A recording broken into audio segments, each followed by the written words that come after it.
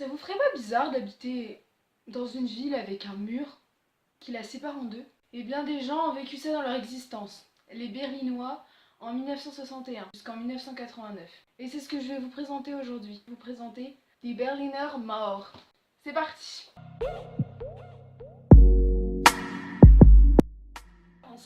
À la fin de la Seconde Guerre mondiale, les vainqueurs de cette guerre, c'est-à-dire les Alliés, occupent l'Allemagne. À l'ouest, nous avons la France, le Royaume-Uni et les USA. À l'est, nous avons les Soviétiques. Berlin, qui est la capitale de l'Allemagne, se situe à l'est et donc est sur le territoire des Soviétiques. Sauf que les Alliés sont pas d'accord pour laisser la capitale aux Soviétiques, et surtout à Staline.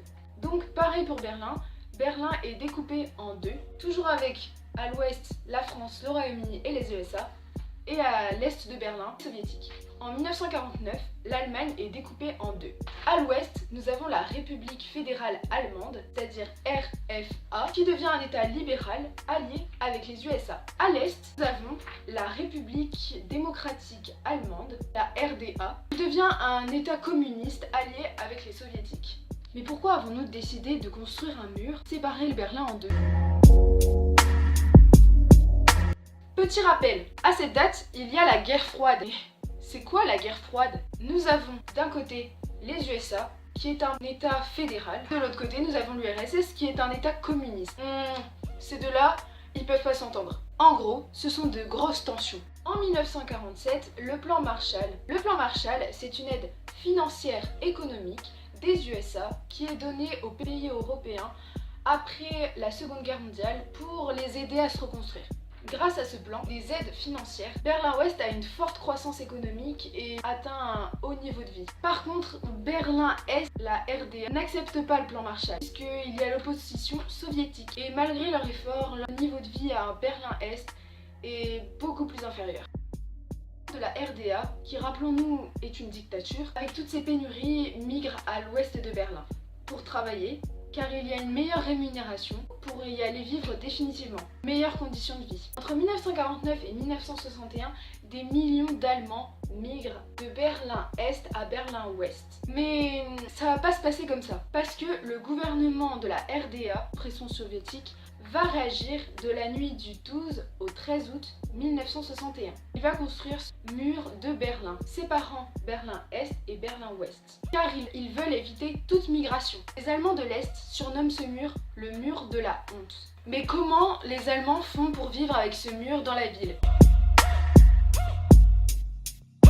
Ce mur a séparé beaucoup de familles. C'est pour ça que les Allemands essayent de partir de l'Est pour rejoindre l'Ouest, mais cette fois-ci clandestinement. Au début, certains Allemands y arrivent puisque le mur est moins renforcé. Puis les Allemands trouvent toutes sortes de moyens pour arriver à l'ouest. Par des tunnels, cachés dans des voitures, et des centaines d'Allemands furent tués par la police de la RDA. Puisque à ce mur, il y a des tours de garde appelés Mirador. Tout était fait pour ne pas traverser ce mur. Nous avions un mur de béton de 3 à 4 mètres de haut, des murs de dalles béton armés de 3,6 mètres de haut, voitures électriques d'alarme, des chemins pour les accès à la police, fossés anti-véhicules et surtout pour la nuit des éclairages. Tout autour de ce mur, les fenêtres des immeubles ont été murées pour éviter toute communication visuelle et les immeubles ont été évacués pour éviter toutes sortes de constructions de tunnels. Oui, ils ont pensé loin. Aucun point de passage. 155 km de long de mur. Et du côté est du mur, ils finissent même par raser pour avoir un meilleur champ de vision. Pour les Allemands, ça a été difficile à vivre puisqu'il y avait toujours cette tentation d'aller de l'autre côté de ce mur.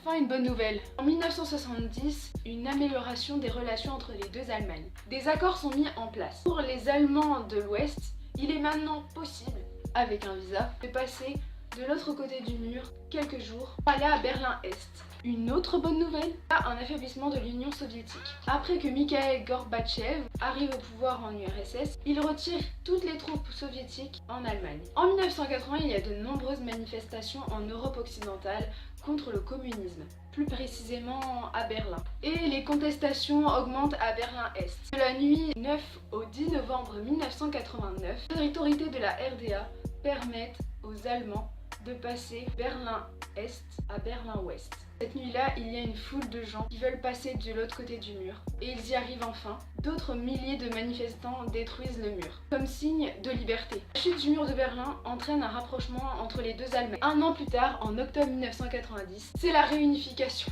Maintenant, l'Allemagne ne fait plus qu'un seul État. Après cette longue histoire, je vous laisse sur une note de joie, puisqu'une partie du mur a été conservée. Ça s'appelle l'East Side Gallery, où 118 artistes en 1990 ont peint sur ce mur pour montrer leur joie de la chute du mur de Berlin. En tout cas, heure de la première ouverture du mur de Berlin, une centaine de milliers d'Est-Allemands se sont précipités à l'Ouest où ils n'avaient pas pu mettre les pieds depuis 28 ans. Les Allemands de l'Est, la nuit dernière et aujourd'hui encore, veulent se prouver que c'est possible. Désormais, ils peuvent aller à l'Ouest, même pour une simple promenade.